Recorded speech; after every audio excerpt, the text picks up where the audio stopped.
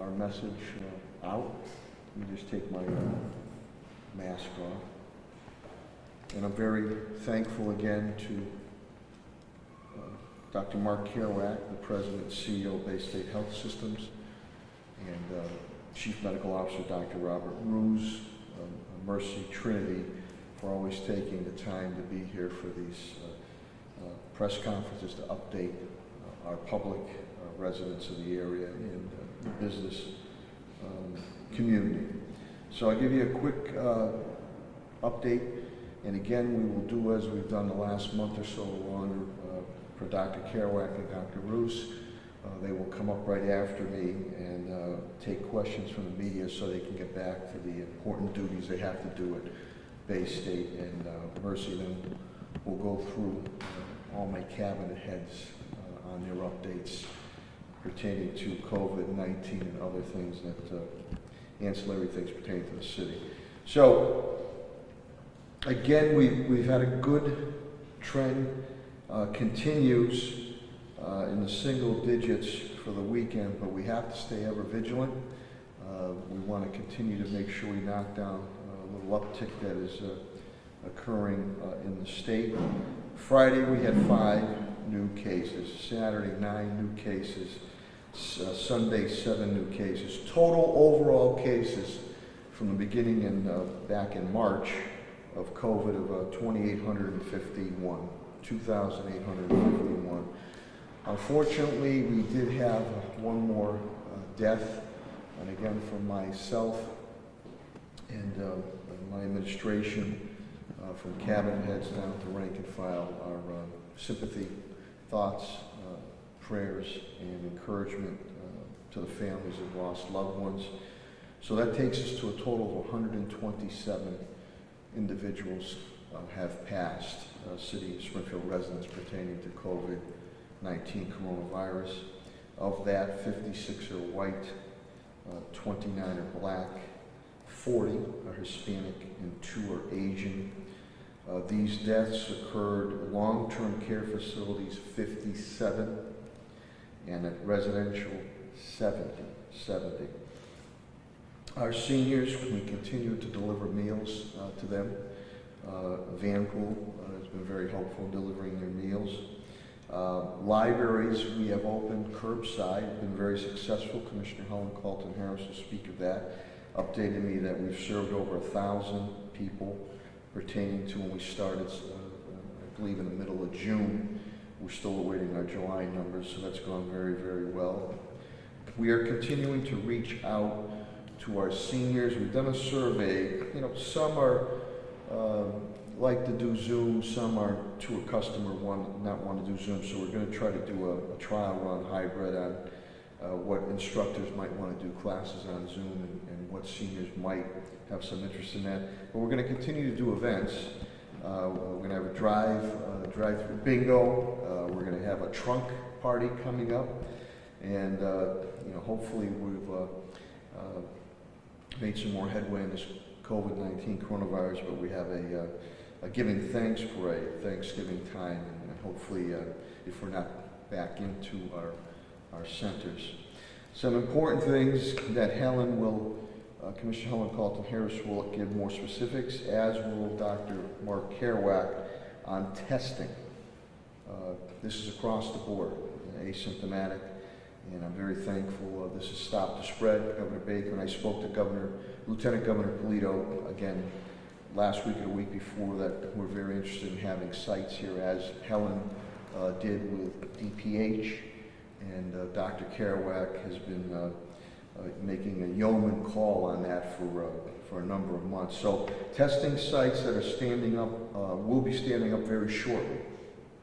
Tapestry will be standing up testing sites by appointment. All this information will be on our city's website, and we'll get the information out 3 to 5 p.m. and that will start this coming Friday, August 7th.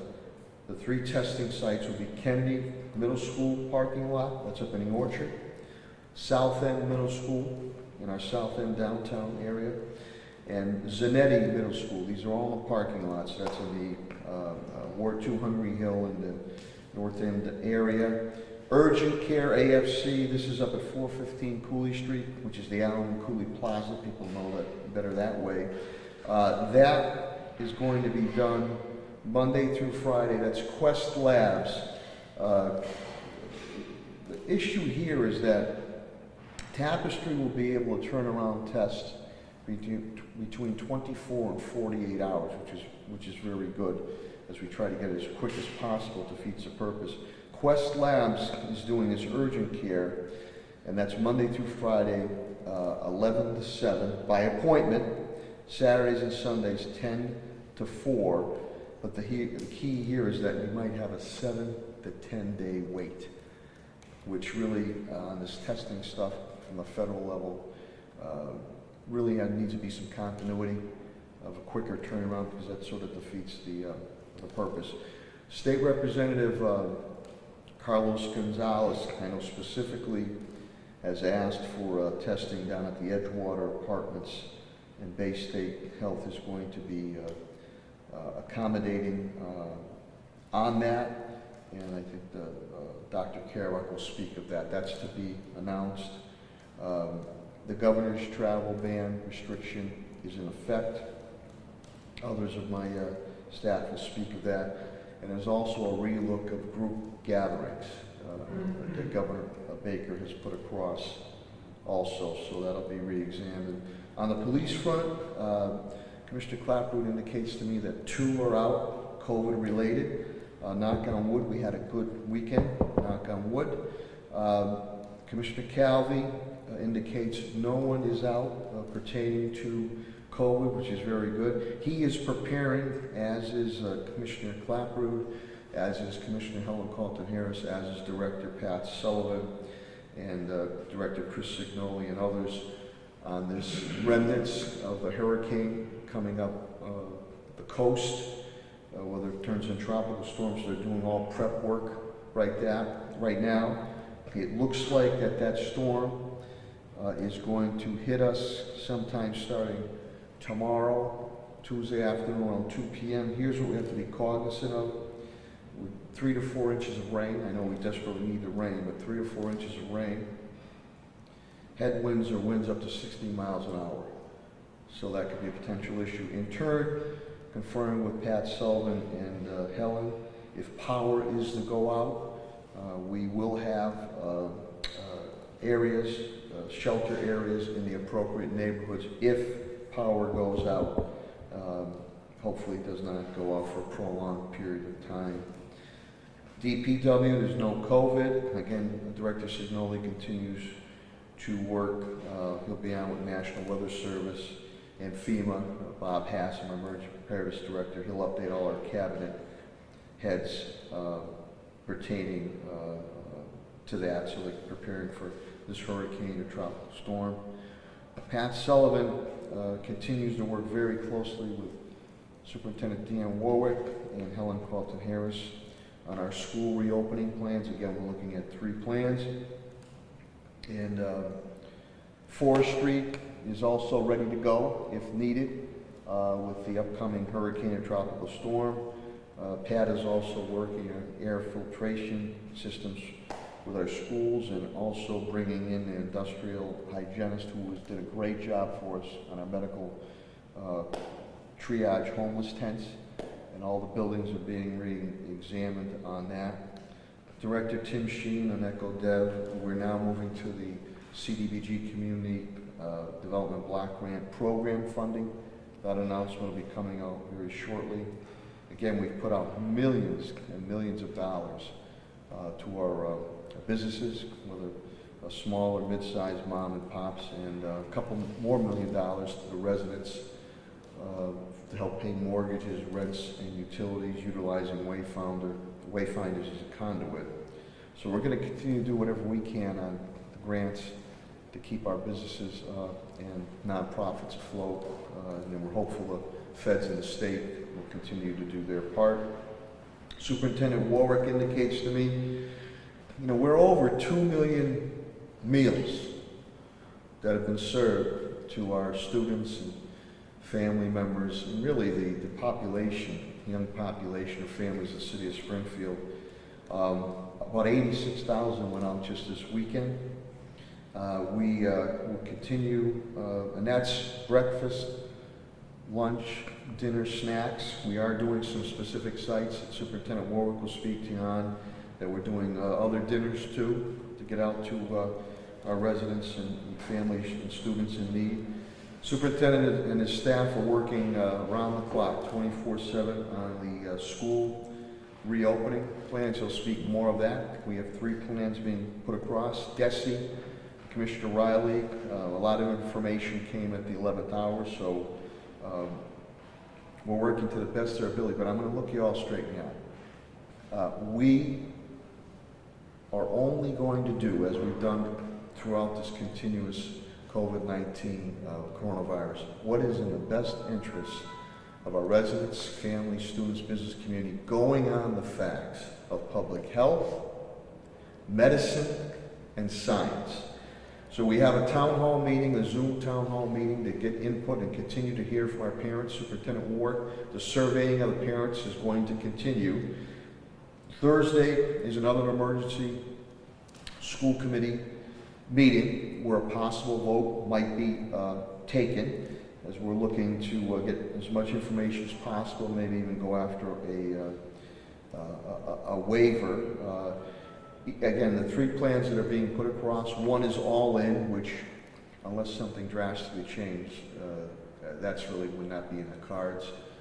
2 would be a hybrid, which superintendent will speak, that you'd be in and remote. And 3 would be a remote. And if it is remote, we have to be ready to transition to a hybrid at the appropriate time. Health comes first.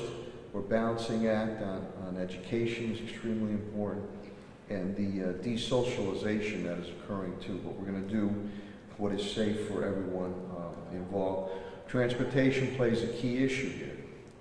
I'm already triple tiering. We're already triple tiering our buses. So if we're at the bus service, and we're going to need, parents will have the opportunity either way when time comes, whether to send their children or not. But for instance, a full bus is 77 students. Under COVID-19, that cuts to 22. And we're already triple tiering our bus. SPED students, if say you have one of the larger SPED buses, 22, only 6 can go at one time. So this is a very, very complicated issue as we move forward our school system. On the finances, my CFO, TJ Plant, informs me overall a revenue loss of about $5.7 million.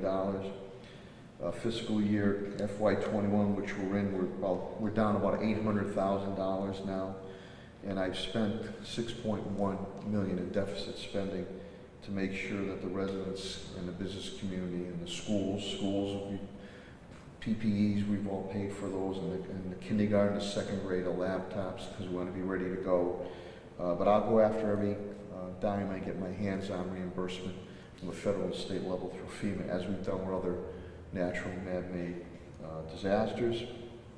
And the last thing I'll say is Solicitor Ed McCool, I appreciate his team. They're working very, very hard. That opioid case continues to move forward, and we've gone on it our own, City of Springfield, and hoping when a decision comes that money, rightfully so, will come to the City of Springfield to do beneficial or proactive programs pertaining to public health and public safety aspects. So with that, I appreciate everybody taking the time to listen.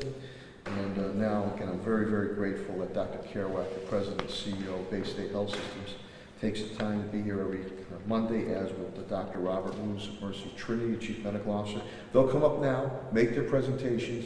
Subsequently, right after that, they will take questions from the media so they can head back to their important duties. Without further ado, the President and CEO of Bay State Health Systems, Dr. Mark Kerouac. Thank you. Well, thank you, Mr. Mayor, and good morning, everybody. It's good to see you all here today. Mr. Mayor, I appreciate your leadership during this pandemic and giving us this forum, and also appreciate working with your team in containing this epidemic. We continue to see COVID cases at Bay State Medical Center with an uptick during these last 2 weeks. This morning we had 23 patients at Bay State Health. 22 of them were at Bay State Medical Center, 1 at Bay State Noble, and 2 were in critical care. The uptick is not related to the cluster that I mentioned to you a week or so ago, but rather is due to new cases coming in from the community. We continue our active efforts at testing. We're doing about 800 tests a day. That's a little down from our total max of 1,000, and it reflects the fact that supplies have been strained by demand elsewhere in the country. When we really have a need, we'll often send tests out to some of the commercial labs and to MIT, but that often does add a day to the turnaround time. So we're continuing to scramble to make sure we have enough testing supplies. We're very happy to give support to congregate living facilities such as skilled nursing homes, to other healthcare providers, and to the Edgewater community, as the mayor mentioned, and hope that we can continue to expand our capacity there. The 7-day average of positive tests has climbed in the last few weeks as well. It's gone from 1.7 to 2.2%. Those are tests done at Bay State. That's exactly the same rate of rise that has been seen statewide, 1.7 to 2.2%. It's of concern to us, and it's also of concern to the governor and his team, and it was largely what's been behind this campaign to mask up Massachusetts and to take a more serious look and a more aggressive enforcement at rules around large gatherings.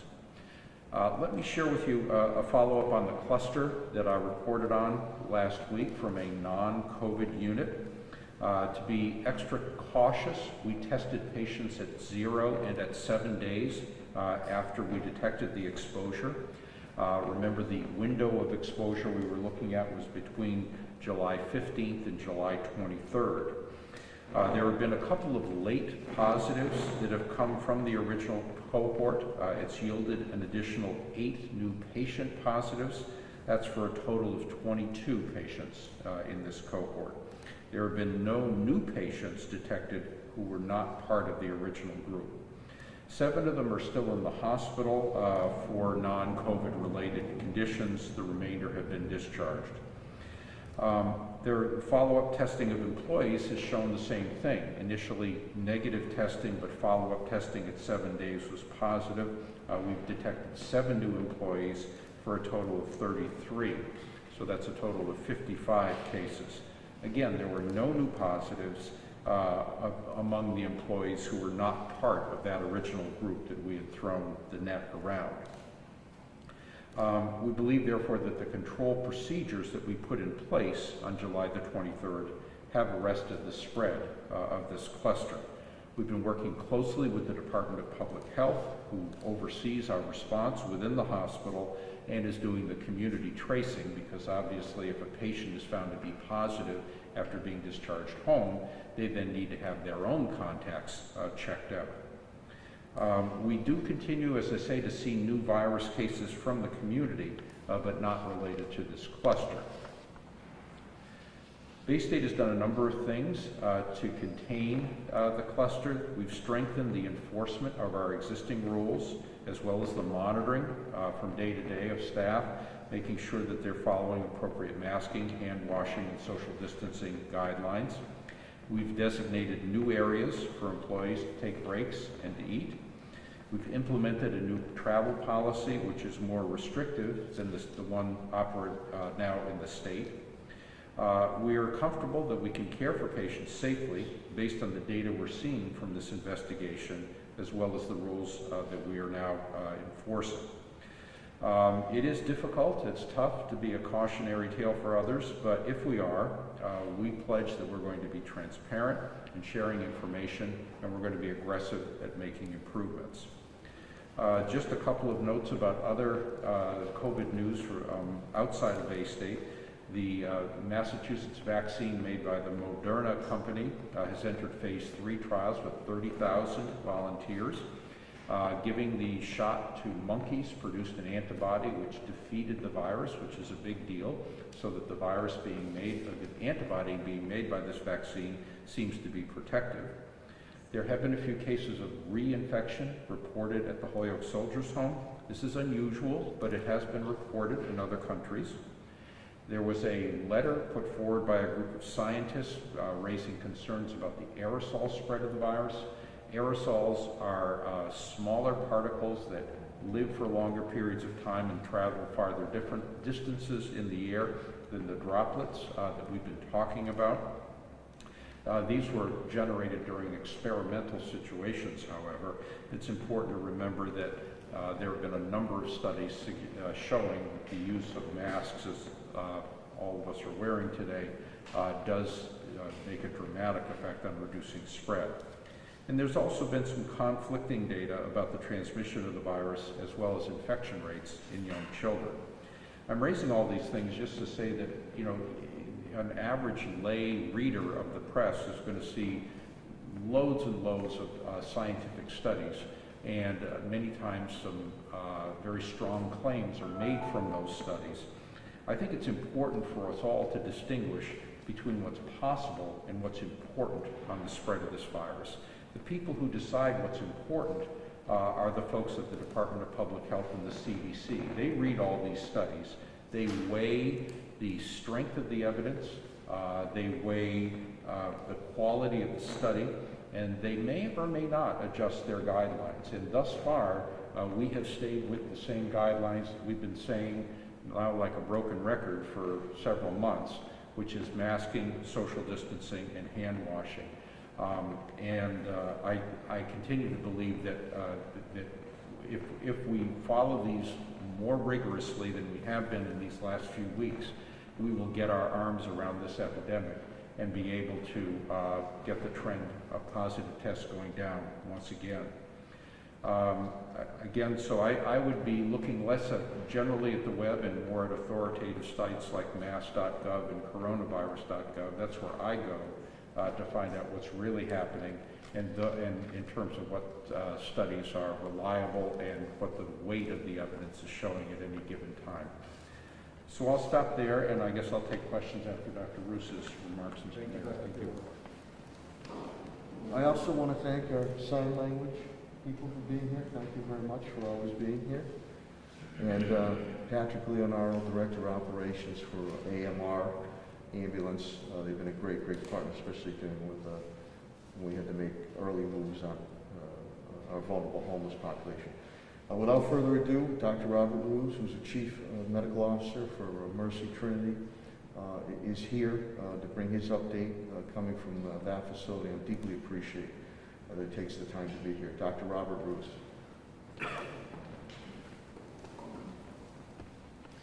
Good morning, everyone, and thank you, Mayor, and to all your commissioners for your continued leadership and work together. I also want to just give a thank you to our legislative delegation and specifically to Congressman Neal and his colleagues in the United States Congress who have continued to push and pass legislation to provide support amidst this unprecedented situation. The coronavirus pandemic has challenged us all. It has changed us. It's impacted us all in very, very significant ways. There's been an impact on our health, on our financial status, on our communities, on education, and without their support, we know that the toll would be much worse and the magnitude of that impact far greater. The reality is that the pandemic, of course, is far from over, and that the coronavirus is still very much present here in our community. And with travel, in large gatherings, if individuals do not follow the public health practices that we've talked about time and time again of masking, physical distancing, and staying home or quarantining if sick, we know that this presents significant risk, not only to the individuals who can contract the virus and their health, but also to our hospitals and systems if we become overwhelmed with new cases, or to our community if the rates increase so much that we have to rethink the reopening. And so the focus this past week at Mercy has been on reinforcing and bolstering our approach to safe care for all, of which I'll describe a few changes in a moment. But I also want to thank and state that I am extremely proud of all of the colleagues at Mercy, our nurses, our physicians, providers, our therapists, our PCTs and ancillary staff throughout the entire organization, and particularly those at our inpatient rehab facility, formerly known as Weldon, over the course of the past week. As you know, this past week, Bay State had been conducting follow-up and contact tracing related to patients and colleagues who may have been exposed. And we appreciate that transparency. And we were informed that there were a few patients that had been discharged, that had possibly been exposed and sent to our inpatient rehab facility. And so subsequently, we at Mercy Medical Center had to engage in our own contact tracing and follow-up and assessments involving both occupational health, infection prevention, and epidemiology to assess and see what the risk was and then test patients and colleagues who may have had any exposure. And other than the patients that had ultimately tested positive from a prior exposure, I'm very pleased to report today, this morning, that no other patients or colleagues had tested positive at Mercy Medical Center. That includes tests that were performed yesterday, which is now 7 days after we first became aware. That result, I think, shows two important things. First, that there is an incubation period with this virus.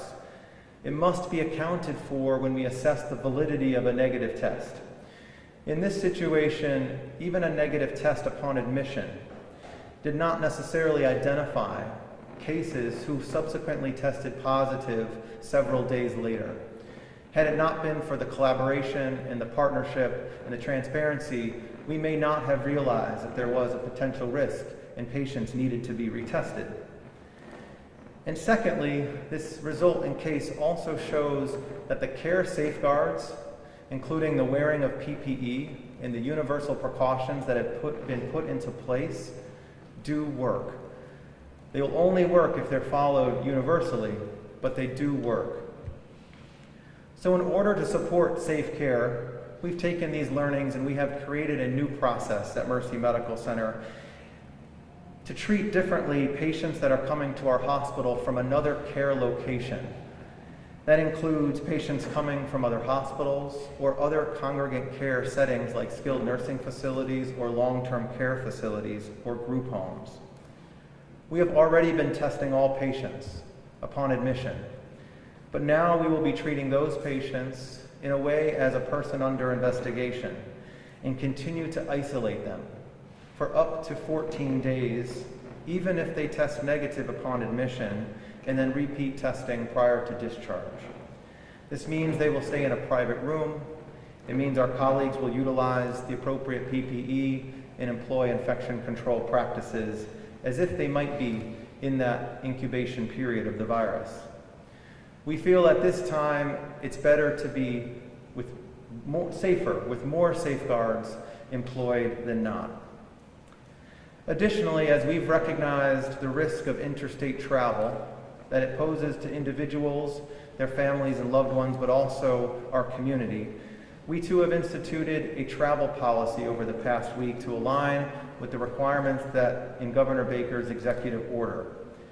We are strongly discouraging any travel outside of the local community and the surrounding states, and mandating that colleagues will either quarantine for the full 14 days or have 2 negative tests, one within 72 hours of returning to the state, followed by at least a 3-day quarantine period and a subsequent second negative test, and only after occupational health evaluates their level of risk to return to work. We believe both of these changes will provide some more important safeguards to our community, as well as to the patients and colleagues. We're also making changes to our physical environment, the layout of our facility, to increase the amount of outdoor space for colleagues to take breaks or eat meals, reconfiguring the layout of some common areas, and providing visual management cues to help support people taking the appropriate distance or maintaining 6 feet or more during those times. I cannot stress it enough. This is not the time to relent, it's the time to reinforce. We've been providing safe care to you, and we will continue to do so. We do continue to have low numbers of hospitalized patients at present at Mercy. As of this morning, we are treating only 3 COVID-positive hospitalized patients, with 1 in the intensive care unit. We have had a positive test percentage rate over the last week of about 2%, which has increased by a couple of tenths of percentage points, mirroring the state's trends, with over 27,000 tests now performed. Yet, I remain concerned, as we all do, about the rising rates of infection, hospitalizations, and the percentage of positive tests here in the Commonwealth of Massachusetts. This is the first week in many months where we're seeing a week-over-week increase in all 3 of those areas, even if slight. The rates do remain lower than the thresholds that the World Health Organization has set for community reopenings, which is 5%. But the reality is, if we look at the data, we're no longer moving in the right direction. We have taken a slight uptick in the wrong way. We have been issuing caution about this for months. Unfortunately, we're beginning to see the increase that the data had predicted. As mentioned, we're also seeing reports of cases and of people who had previously recovered from COVID that are now susceptible and becoming infected and experiencing complications from an infection a second time. If this were to be true on a larger scale, and immunity is either not reliably produced or sustained, or that viral mutations are creating a slightly different coronavirus, it only means that we must remain ever more vigilant as we go forward. There does continue to be progress made on vaccines, both here in the U.S. as well as in countries around the world, but it does not mean that this pandemic will be over anytime soon. This is a marathon, not a sprint. We will certainly be dealing with this in the winter and the fall and into the next year, and it's crucial that we support each other with all the changes that we've made and that we will continue to make to keep us safe and healthy. Wearing masks, practicing hand hygiene, limiting our travel, keeping our physical distance, and exercising caution with where we go and with whom we interact with are critical. The evidence is quite clear, and our experience is showing it to be true. Thank you for taking care of yourself and others. What we decide to do today will, in fact, make an impact on our health, our livelihoods, and our community going forward. Thank you. Thank you very much. We'll turn it over now to Dr. Kerouac and Dr. Roos for questions from the press. I don't know if Pastor Billy's here from 22, Paul Tuttle, and others that are here, so we'll open up to questions from the media, please. What's your on the testing? What's the turnaround time for your tests? We have 3 different machines that do the testing. One can actually has low capacity but can turn around a test in a couple of hours. We use those for highly suspected patients we're getting ready to admit. The workhorse machines that do the greatest volume are usually in the 8 to 10 hour range. And so basically, in-house testing will give a reliable result by the next day. When we send a test out, it often adds a day. So these labs that are now returning tests in a 7 to 10 day period. I mean, it's what's the point, right? Right. Agreed. Yeah. Well said, Paul. Yeah, well said. You can quote yourself on that one, Paul. Yeah, because you really need to move, because when you do this contact tracing, you've got to be there within a day or two, and quickly get your arms around it, or else people continue to spread and you lose control of it. Thank you. Dr. Kerouac, or actually, I suppose Dr. Bruce can respond to this as well. A few weeks ago, Dr. Pressler was here talking about reinfection of, one of the things she mentioned was reinfection, and the incidence does seem to be fairly low, and there also is some evidence that it might just be somebody didn't completely get over the virus entirely. Since you both did mention the situation with this old Yeah, I think that one of the things that happens when a person gets a real active infection is that bits and pieces of the virus can still be detected by the DNA or RNA detection technology. It's not clear that those people are necessarily infectious to others. So that's option one for why a person might be, persistently positive. The other that's been hypothesized, and I think better documented in other countries, South Korea being one, that people who have very mild or asymptomatic infection may not develop much of an antibody response either, and may be susceptible to having the virus be reintroduced. Again, without getting into an immunology seminar here, there are sort of non-specific approaches that defeat viruses in general after first challenge that may be effective in getting rid of it, but may not give you lasting protection. I will just concur with that. Yeah. I concur with Dr. Kerouac's assessment. I don't have too much to add, but it is notable still to remind folks that this is a novel coronavirus. There is still much that we have to learn about it. One of the most interesting and concerning elements of this virus and its related infection is that it can manifest itself in so many different ways. Where with many viruses, it's a rather predictable response and infects certain organs in a way that creates a certain constellation of symptoms. This is unique in that it can create a wide variety of symptoms, ranging from completely asymptomatic in the majority of folks with infections to impacting some so severely that obviously it increases their risk and leads to significant mortality. And so there's still a lot we have to learn. This may be one of those elements. And Dr. Kind of similar on this topic. So when somebody recovers from the virus, most people do. What are some of these lingering health problems that we're learning more about that people would see? Yeah, the virus causes a very brisk immune response in many people. So a lot of the folks who end up hospitalized may end up having inflammation and then subsequent scarring involving their lungs. One of the pictures for the Red Sox is out with some inflammation related to the heart muscle. People have talked about the mental faculties or memory of people being affected. And general fatigue as well. I remember some of the athletes saying that they just don't have the exercise tolerance they once did. So there can be lingering effects among a lot of people who've had to be in the hospital with this virus related to the fact that it causes a diffuse inflammatory response. Any other questions for you? Dr. Kerouac, earlier you said that in terms of the cluster that was at the hospital, first question to that is, are the number of people who are in the hospital for something else that tested positive, are they reflected in the data that is reported to the state in the data of the actual? All of the patients positive related to the cluster would have been reported to the state.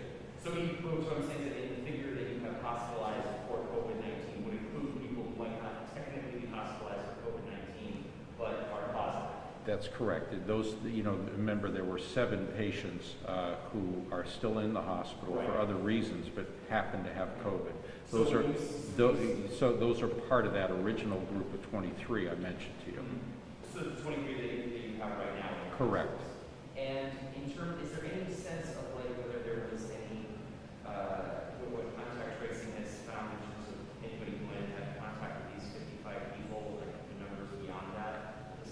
That is still ongoing with the Department of Public Health, and there may have been some secondary cases that we've detected, but we don't have any statistics on that for you right now. And then this question again for both of you is, I know that a few weeks ago the federal reporting rules have changed somehow, and it's created some wonky stuff in how the state is reporting that information. How has that change affected both your hospital systems, and is there anything we should be looking at when we see that data that we should keep in mind when we're trying to figure out exactly how many people are hospitalized? When the federal government took data reporting away from the CDC and gave it to a contractor in a move that's been widely criticized, that contractor added lots of new data fields to report on, having less to do with individual patient counts and more having to do with hospital surge capacity. How many empty beds do you have? How many ventilators do you have? How many weeks of PPE, et cetera, et cetera.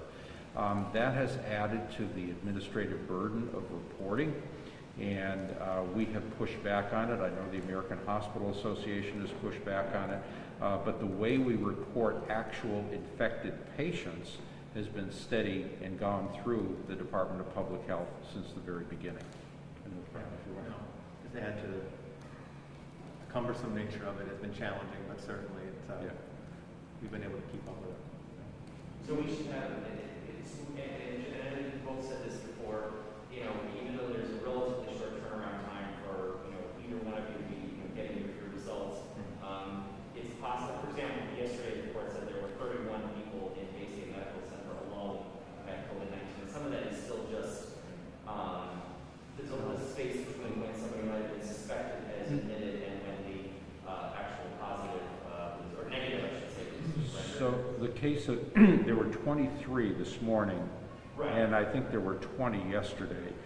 There may have been additional positive tests among outpatients that were reported back, but I've been giving you the inpatient numbers.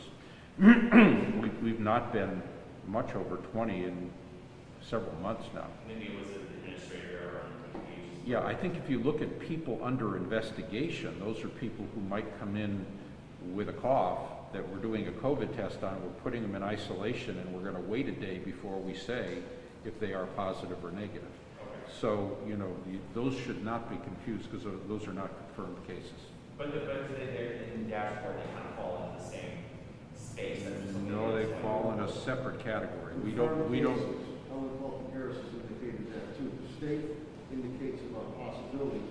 We go on confirmed cases.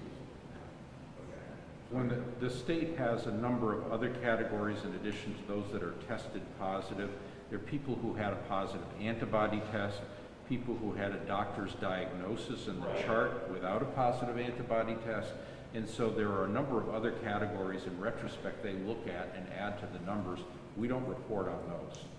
Okay, maybe it was just an administrator error. Any other questions of the meeting? Okay, Tom, Caroline, Dr. Lewis, thank you so much. Thanks, guys. What you and your teams continue to do for us. Thank you.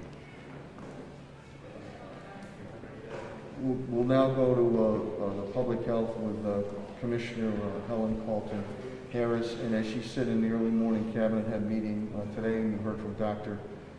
Kerouac and Dr. Ruse, we are not out of the woods yet. Although we have made substantial gains, we have to be ever vigilant. Commissioner will speak to you on that. This is going to be around for a while. We're going to go into the fall, we're going to go into the winter, and we're going to go into 2021. And I hope we're wrong, but we can't let our guard down. So the mask wearing, all the other public health moves we're making need to be followed and adhered to. Without further ado, the Springfield Public Health and Human Services Commissioner Helen Colton Harris. Thank you, Mayor.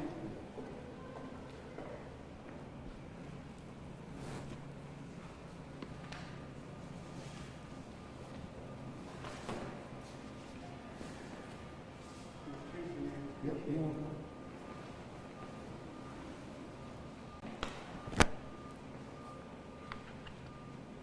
Good morning.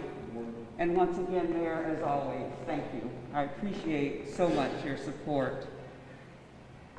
In our update, the confirmed cases in the Commonwealth of Massachusetts are 110,430. Those probable cases are 8,028. And that represents a 7.27% of all cases. I think that's important because while we don't count those probable cases, they do represent about 7.5% of what the state is reporting.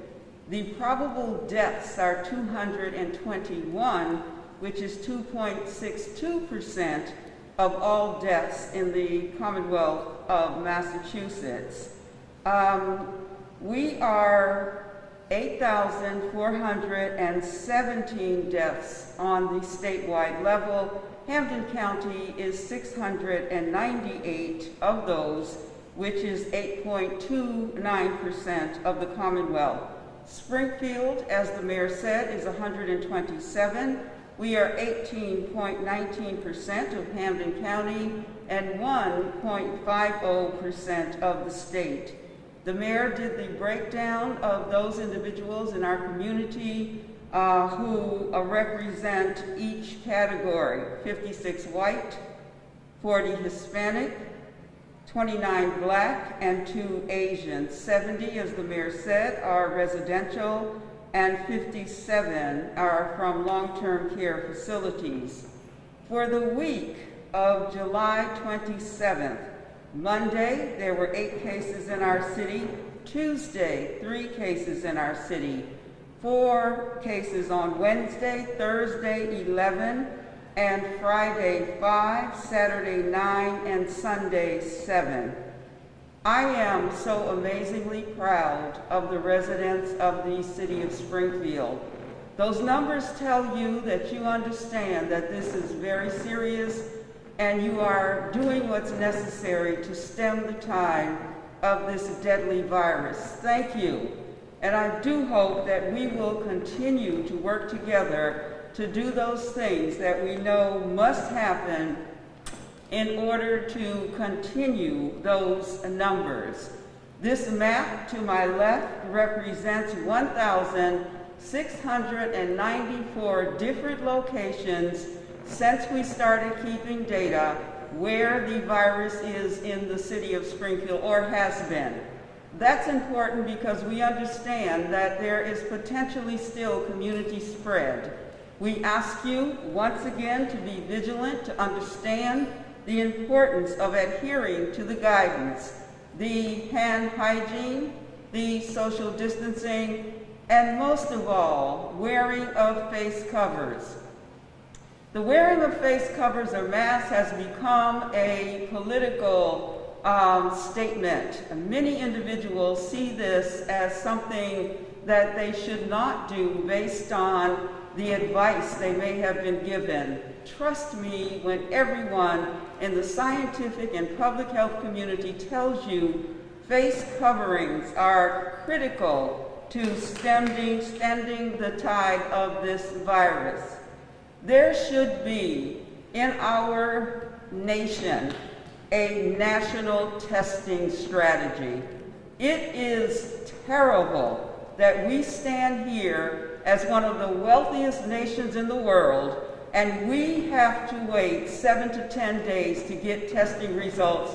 It is unconscionable, and we should be ashamed of ourselves as a country when we get to a point that we cannot take care of each other in the way that we need to based on our lack of supply. You heard Dr. Carrowick say that Bay State is having difficulty with their supply chain. This should not be happening in the United States of America. When countries around us are doing an amazing job of suppressing this virus, here we are, watching people die every day. Almost 1,000 people in our nation die every day from coronavirus. And it could be prevented if we had a national testing strategy and we had a national advice from the federal government that masks are a mandate. The Springfield Department of Health and Human Services over the last week has been working with 3 entities to stand up testing for Stop the Spread. The Commonwealth of Massachusetts State Department of Public Health chose these 3 entities based on their ability to work with us. They are AFC, Urgent Care, they are Tapestry Health, and they are Bay State. AFC, Urgent Care, whose link will be on our website shortly. As you heard, the challenge with that, they are Monday to Friday, 11 to 7, Saturday and Sunday, 10 to 4. However, the turnaround time for those test results they are using, Quest Lab, is 7 to 10 days. We're hopeful that it will speed up or that there'll be an intervention where the time will be shortened. But that's what we're dealing with, and that to me We should say shame on ourselves as a nation when we've gotten to the point that one of our major labs, Quest is a major lab in the Commonwealth of Massachusetts, cannot turn tests around faster than 7 to 10 days. Again, Tapestry will begin on Friday. Their turnaround time is less. We have chosen 3 places for Tapestry to begin their testing. However, again, they are only going to be able to do 24 at one time. That is not even a drop in the bucket for the city of Springfield, but we're grateful that they are going to work with us. Again, that testing supply chain, the United States of America lags so woefully behind many nations across the world. On August 1st, travel restrictions went into effect.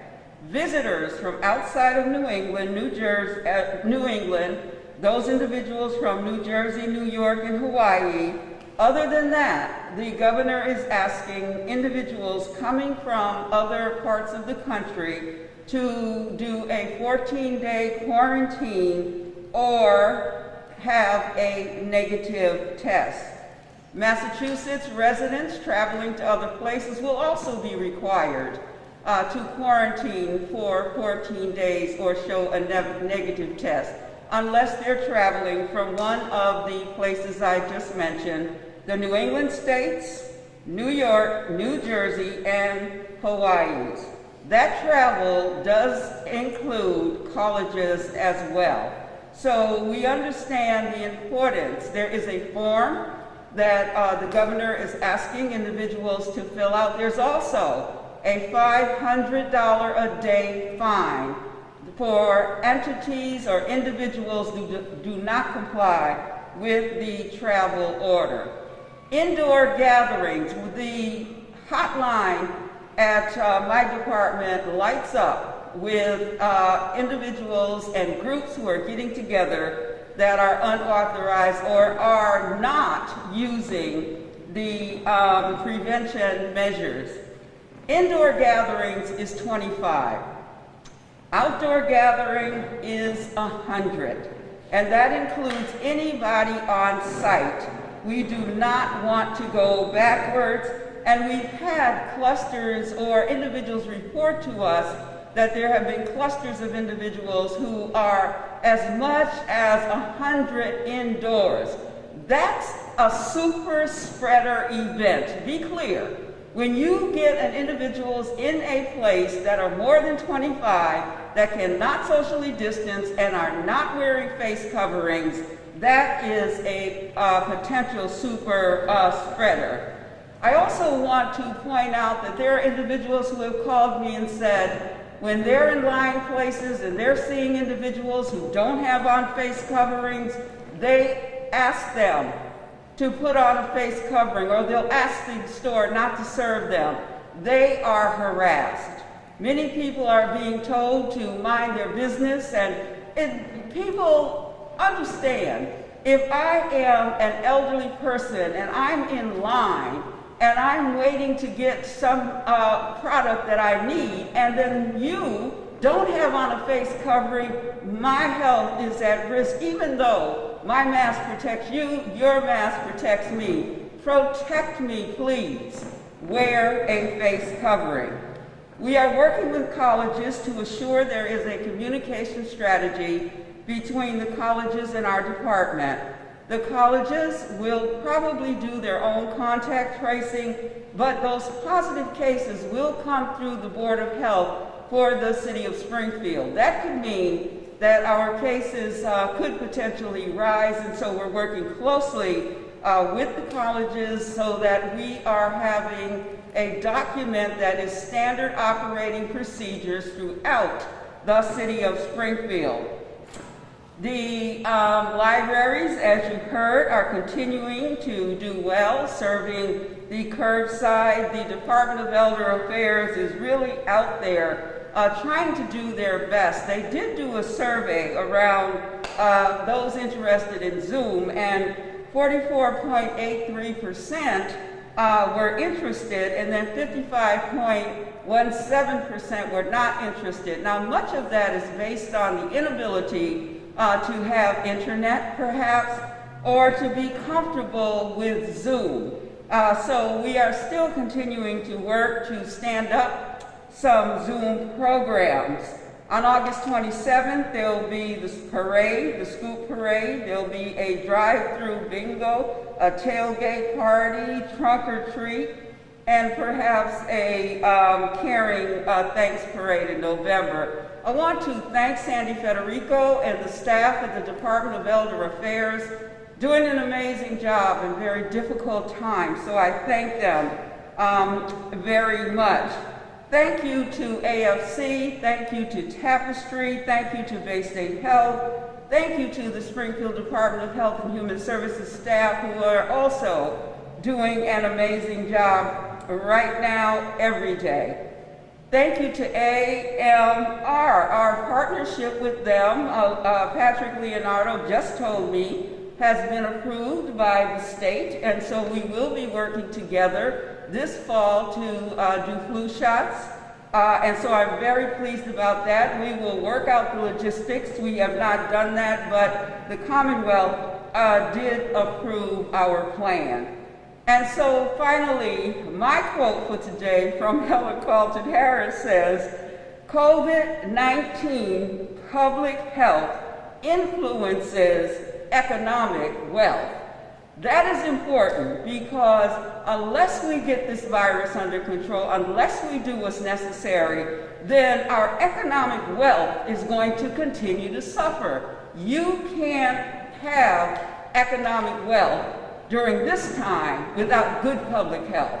So I implore everyone to continue to do the good work that you're doing in the city of Springfield. Again, I am so proud to be the health commissioner of the city of Springfield. City residents are amazing, patient, and attempting to do what's necessary to keep us all healthy, and I am appreciative. Thank you. That's the elegant and eloquent Commissioner of Health and Human Services. We're proud to have you as our Health and Human Services Commissioner. And let me echo what Helen indicated. It's shameful.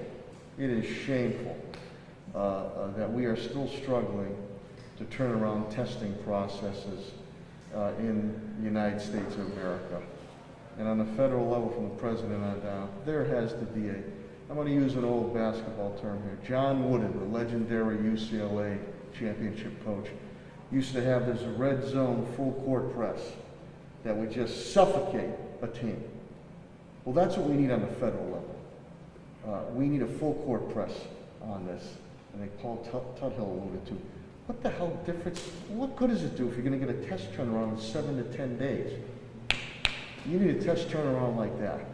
So you can isolate, you can contact trace, and then you can mitigate. And Helen's other point, too. We're all about balancing, Tim Sheehan, Director Sheehan, economic development and businesses. But if the consumer confidence is not there, and we don't continue making strides with public health, it's out the window. So enough of the charade that's occurring on the federal level at times here. We really have to get a full court press on this testing across the nation. You see other states that were being said, oh, they're really not affected at all. They're being affected now. So if you want to get this economy going, you want to get the United States moving forward, let's defeat, which we will, this COVID-19 coronavirus, and then we'll get back roaring. Enough of this,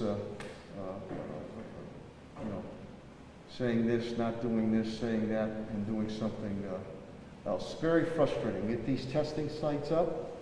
Worked hard with DPH and Helen, Lieutenant Governor Polito, Governor Baker, getting them up 24 at a time. Give me a break. We're appreciative of it. 7 to 10 day turnaround.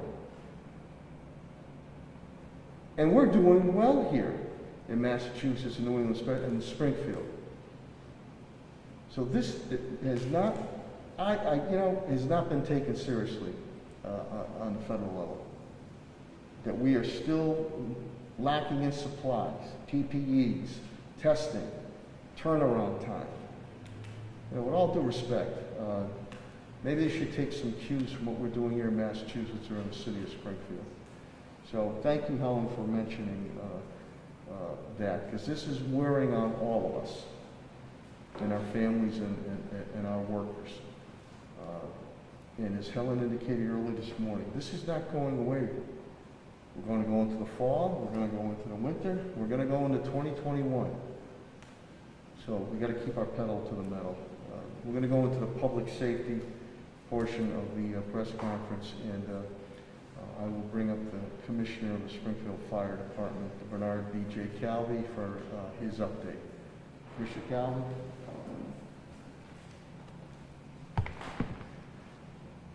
Good morning, Mayor. Good morning, everybody. Thank you. At the Springfield Fire Department, we currently have no one out with COVID or COVID-related symptoms. We've continued to be busy with answering our usual day-to-day calls. We've had several structure fires over the past several weeks. We've made one arson arrest, and we are looking for another suspect in another arson case from a fire off of Sumner Avenue the other day. With all that being said, we're now preparing for the upcoming tropical storm hurricane, which is coming up the coast. We're making all preparations to make sure everyone's safe. Over the next couple of days, I urge people to use great caution around running water around small streams and brooks in the city. As the rain comes in, those little bodies of water could be storm flooded and flood swollen, so you could be swept away very easily and into a drainage and washed downstream. So everybody, please be careful, look out for each other as that's going on, and that's all I have for today. Thank you very much. Thanks, Commissioner. On the police front, I had the opportunity simulation of what our brave and dedicated men and women in blue do day in and day out to save lives and to go home to their families. And the split-second decisions that they have to make under emotional adrenaline going on is unbelievable. And I think it would open the eyes of many in the community across the nation about what they have to deal with and when to use complete force or different versions of force. It was very, very eye-opening what they do, and their head, heart, and gut is out there to save lives and get home to their families. So I appreciate what Mr. Clapton and the brave and dedicated men and women in blue are doing day in and day out. She will give you an update. Without further ado, the Police Commissioner of the City of Springfield, Cheryl Clapton. Thank you, Mayor. Good morning. As mentioned, we have 2 out now because of COVID. One is a positive test, and one officer is awaiting his test, hopefully not with Quest Labs, but that might be one. But he's awaiting his test. Other than that, it was a decent weekend.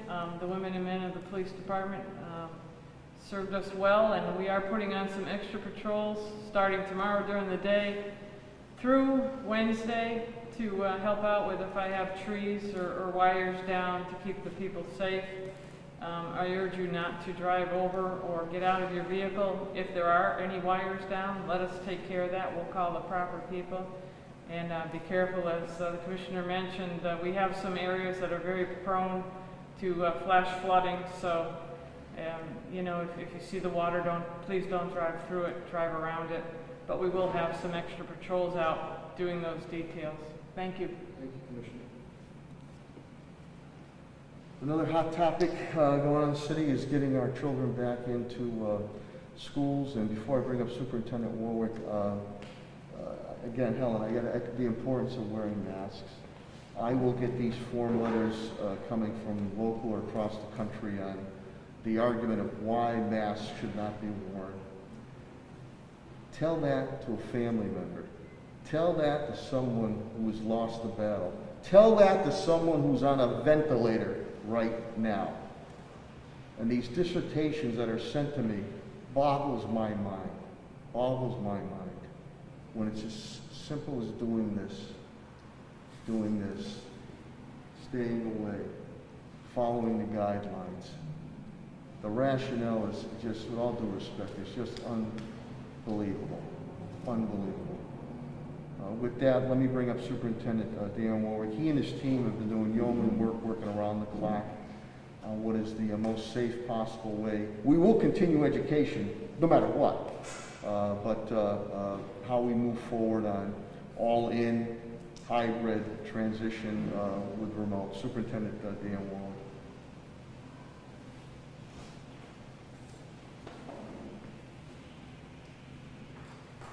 Thank you, Mayor. As the mayor said earlier, on the meals front, since schools have closed in March, mid-March, when we had to close schools down, we've now served 2,002,686 meals to families from our 17 sites, and we use Central as well on Fridays. We also expanded dinner and evening services at some of our schools to see if it would make it available to more families. Just this weekend, we served 83,654 meals across the city to families. So the work of my team and the Sodexo team has been positively incredible. Summer school has been ongoing. We're going to finish this week on August 6th. We actually expanded summer school this year because of the perception of learning loss in the spring, where kids were out for a while. We thought extra opportunities. So we put the money in the budget, we expanded summer school to serve more students and make it available not only to students who had to make up a course or because they were performing at a certain level, but to everyone who wanted to participate during the summer. And some of our local businesses came in and offered prizes to students in a raffle for participation, so we're very grateful for that. The summer's been made up of planning the 3 models for potential school opening that we talked about and were put forward by the commissioner, whether we come back in a full opening, full reopening, a hybrid, or a remote. And those are our possibilities that are still being considered. Our job was to plan for all 3 possible eventualities because we could operate in several different modes during the next school year and have to pivot from one to the other. So that's what my staff has been preparing. That decision is going to go in front of the school committee. I know the school committee is having some hearings on it. Tuesday night there's a town hall. They're going to consider some possibilities on Thursday, and we'll see how it goes from there. You know, when we looked at full reopening in Springfield, and we did a complete parametric analysis with Canon design on all of our buildings, it was very, very clear that in Springfield, based on our population, we haven't had that loss of population account in other districts have experienced, that we cannot bring in everyone back and keep everyone at a 6-foot distance. It's just impossible. So the only way we could do it is either a hybrid or a remote safely. We worked really hard in the spring. We had participation rates with remote that were much better than many experienced throughout the state. Working very hard on that, and I just want to recognize the school committee 5 years ago, and our mayor supported us when we brought forward a proposal to go with one-to-one laptops for our students. And in doing so back then and in providing a lot of professional development, we were able to implement that plan much better than many other districts. During the summer, we had one-to-one laptops for students in grades 3 to 12. The mayor helped us, and again, not coming out of the school budget, but making sure we purchased for K2 students 1 laptop for every student. We had 1 for every other student. So that purchase has been made to even make the remote possibilities more effective. Another thing the mayor did for us, because our budget has been, still don't have a firm budget, is he stepped forward with city funding so we don't have to take it out of our school budget, and purchased over $3 million worth of PPE for our staff and students. So I just want to thank the mayor, who's always been there for us, and the rest of the departments in this city. Done a lot of work with the health department. Helen and her team have been involved with us every week since school's been closed, helping us, working with us to make things as safe as possible for our population. And our facilities department from the city, Patrick Sullivan, his team, John Carrigan, and Patrick Roach in my department have been working on getting the facilities ready. Since we know this is an airborne illness, we're taking a look at the air quality in our buildings and taking a look at everything we can do to get those facilities ready so that when students and staff come back, it's as safe as possible. Including hiring an industrial hygienist to take a look at our buildings with us and do a complete analysis and certify that those buildings are indeed going to be safe for our staff and students. So it's been a very, very busy summer, very, very hectic. I think there's a lot of nervousness in the community. Ellen and I were talking about that today, and you can understand that. People are facing a decision where they're going to have to either make a decision to send their kids back, should we open in a hybrid model, or keep them home in a remote model. And we know those are tough decisions. In a hybrid model, we feel we can offer better educationally because we'll have the students in front of us part of the time and just do the remote at other times. In the remote, we'll do the best we can, but that mode isn't as effective as when you have a teacher directly in front of students. But we're working in either eventuality to implement those as effectively as we possibly can. The one thing that I will say to calm everyone down is, for any parent who's nervous, it's going to be their choice. Should we open in a hybrid model, every parent has the right to choose remote only if they're nervous about sending their child in, or their child has a pre-existing condition. And should they make that choice, we're going to service them fully remotely. So for every parent, that choice is going to exist. We talked to parents in the spring. We did a survey. We're going to do another survey now. We're going to hire some teachers to actually call every family and explain the options to them and see what they prefer. But assure them that they make that decision for safety for their child. We're still going to serve them remotely. So I hope that relieves some of the anxiety out there. But I think anytime you have a situation like this and you see a lot of national press debating the issue one way or the other, I think it raises the anxiety level with parents and with community members. So again, I want to thank my staff and the other city departments that have really been working alongside us all summer. It's been a very difficult summer because most of the DESE guidance, the transportation guidance, came out just within the last 2 weeks. The facility guidance, same thing. Most of the guidance has been very, very late. So from DESE making the decisions all the more difficult. But we're working with that time frame. We're going to have a discussion Thursday night with school committee. We're going to have a town hall to, more importantly, listen to parents and community members, and then try to make the best decision we can, taking into account the education and the health and safety of our students and our staff. Thank you. Thank you, ma'am. Thank you, Superintendent Warwick. And again, that town hall meeting is tomorrow, Tuesday. I want to thank School Committee Woman Latonia Naylor.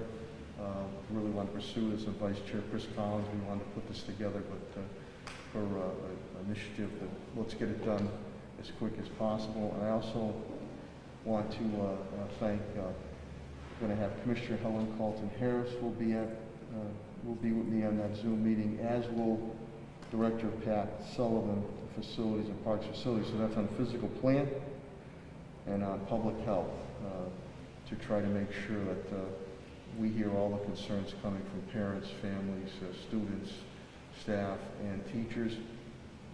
As Superintendent Warwick alluded to, continuing on the meals program, we're continuing on the Oasis Food Bank. That's about 3,500 people, and thank you, Danny, at Central High School, and Principal Tad Tokar, Sedesco, John Foley, the Food Bank of Western Massachusetts. We are still feeding every Friday about 3,500 families with everything from meats to milk, the vegetables and fruits, to make sure that we continue to do that. So let me segue now into with facility, parks and facilities. The director, Patrick Sullivan, he and his team have done a great job, yeoman work. Director of Facilities Management and Park Superintendent, Patrick Sullivan.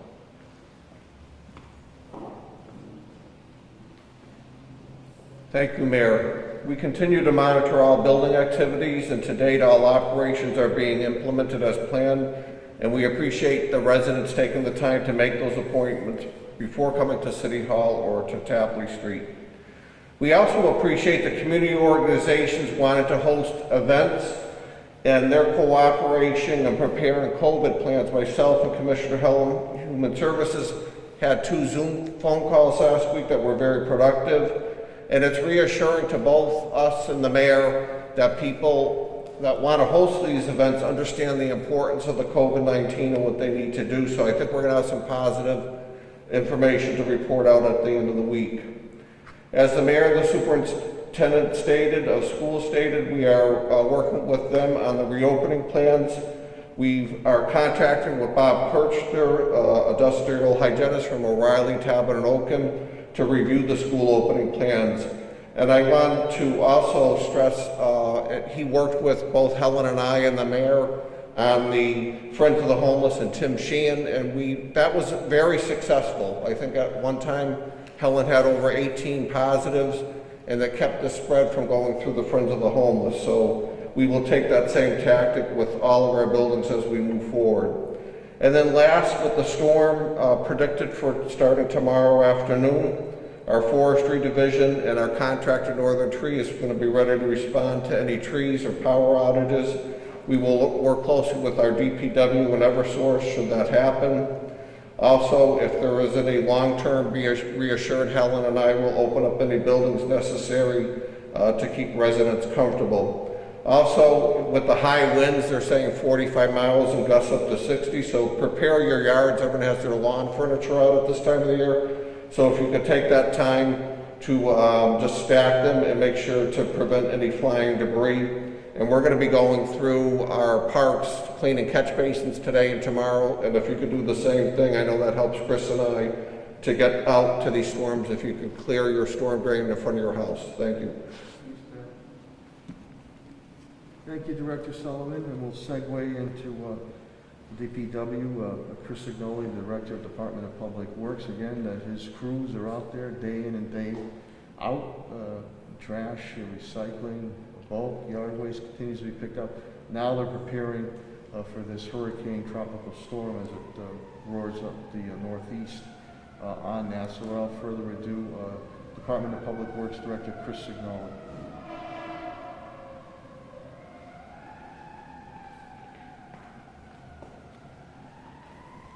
Thank you, Mayor. With regard to COVID, the DPW is operating at normal strength. We are also preparing for this week's tropical storm. Within the last 15 minutes, it has been, our warnings have been, it has been upgraded to a tropical storm warning. With the, as Commissioner Calvi and Commissioner Clapperud mentioned, with it being so dry, the rain that we're going to get for this is going to run off very quickly. The ground is actually too dry. Some water is going to run off. So in your basements, I think if you have, prepare your homes to make sure you don't get water in your basement. I think it's going to be very, very difficult to find contractors who will come and pump out a basement. And I think the fire department is going to be a little preoccupied to be able to go out there and do it. So please make all your preparations today. And as Pat mentioned, check out in front of your home your catch basins. The city has over 30,000 of them. So making sure that water can get into all the basins and away from everybody's homes would be very helpful. A National Weather Service has a briefing this afternoon, which the DPW will post information on our website if there are any major changes to that later today, and it will also be posted on the city's website as well as both of our Facebook pages. Thank you. Thank you, Director Signoli. Again, the City of Springfield's in the business of being in business, and Chief Development Officer Tim Sheehan is here, and I appreciate his efforts and his team's efforts. We've literally poured in millions and millions of dollars of grants to businesses and our residents to to keep them stabilized and moving forward. So without further ado, the Chief Development Officer of the City of Springfield, Tim Sheen.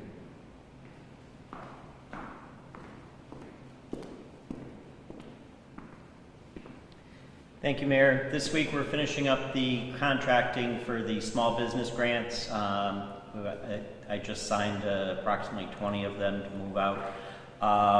We have contacted all of the nonprofit award recipients. We will be advancing contracting with them through this week. And as the mayor indicated, staff has turned its attention now to the normal CDBG program. We have reached out to all of the applicants for that program to determine what is the impact of COVID on their programming, and we expect to advance awards for programming that can take place and advance in this environment, hopefully by the end of this week. Thank you. Thank you, Director Sheen. I think Solicitor Pakula and HR and Labor Director Mahoney are all set with their briefings early this morning. So, gentlemen, I think you guys are all set? Yeah. So I'm going to open it up to the media for any questions or comments pertaining to my cabinet heads or myself. Yes, I've got a question for Helen. Sure. Paul? Yeah.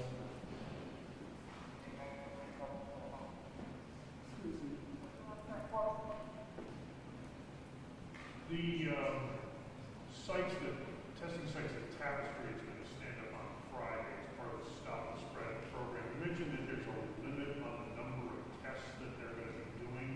Can you explain that again? Yes, they are going to be there for 3 hours. They said that they can do 2 tests every 15 minutes. That equals 24. So that's 24 at each site? That's correct. How long do they anticipate they're going to operate these sites? Will they be daily after Friday? So Friday, we have 3 days the next week. I'm sorry. So Friday, we will be the first site. There will be 2 other sites the following week. So that in total, there will be 3 sites that will be stood up, each doing 24. And those will continue, those 3 sites will be open daily then? No, the 3 sites will be fixed days and times for the site. So on Friday, we know that it'll be from 3 to 5, that site. Next week, we have 2 days where we will have 2 more sites, which will probably be from 3 to 5 with the same capacity. Okay, and that will then continue in a similar schedule then? The challenge that we have is the Stop the Spread initiative ends on August the 14th. And so we are trying to get as much in as we possibly can in the next 2 weeks. And that's why AFC Urgent Care site is one that we definitely needed to consider, because even though the turnaround time is long, it's our goal to try and get as many people as want to tested during this time. Remember, it is for asymptomatics, it's for anyone who can come, and the test is free because the Commonwealth is supporting these organizations. Again, these organizations were given to us from the State Department of Public Health. These are not entities that we went out and chose, but were chosen for us to work with to try to stand up sites. And so, again, you said that it's for asymptomatic individuals. Do they need to make an appointment or go to a doctor or anything like that, or they just test it? They do not need a doctor's order. Yes, they need to make an appointment. Our website will have the links on them to the appointments, and their particular websites, AFC Urgent Care and Tapestry, will also have links on their website. I should say, while we understand that Bay State is going to do Thursday at Edgewater, we will be in communication with them that for that following week to hopefully get more test sites from them. But I don't have that information right now.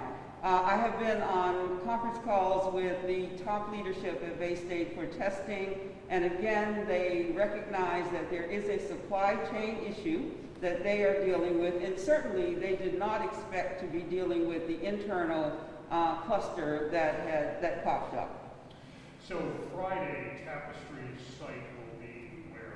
The Tapestry site, I'm going to, the mayor and Tapestry will send out a press release within the next hour to two with which site will go first, second, and third. I need to just simply make sure that we are all on the same page about our strategy, but that will be announced within the next hour or two. Maybe give me 3, 4, but anyway, somewhere in there.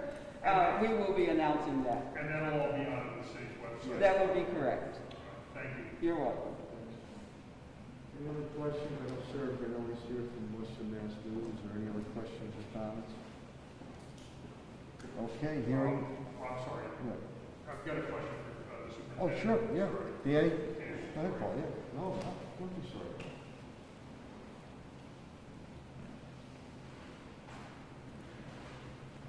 The governor announced last week that there isn't going to be any money from the Promise Act coming to schools, although there is going to be an increase in the normal aid and also some additional federal money that's going to be allocated through the state to the local schools.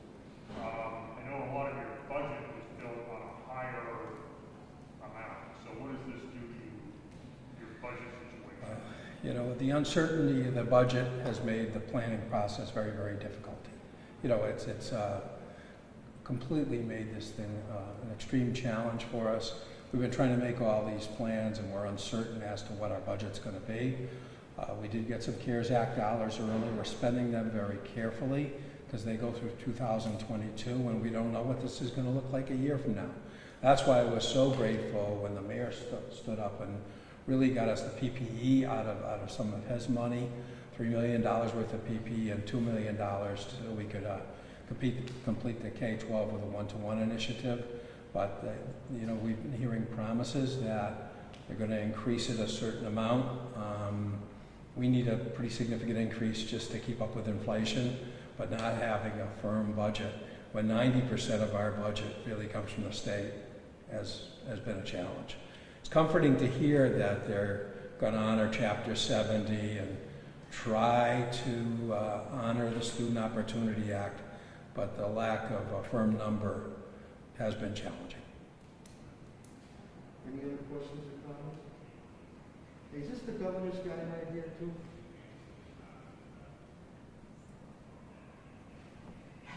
Yes, it is. He's famous. They did a nice story on him too. I thought that was you. You got a haircut too. You look good. I'm going to Baker. I said hello. Okay. And we appreciate again all the our signing language in the. I thought it was him. I thought it was him. If there's no questions or comments, I want to thank each and every one of you, all the media members that are here, for continuing to get that information out. Going to echo what Commissioner Helen Carlton-Harris has said consistently. Thank you to the residents and the business community here in the city of Springfield. You've been great. I know it's been a challenging time, but you know we want to keep seeing that daylight at the end of the tunnel. That's extremely important. So again, we ask you, I respectfully plead with you, please wear those face masks. Wash your hands.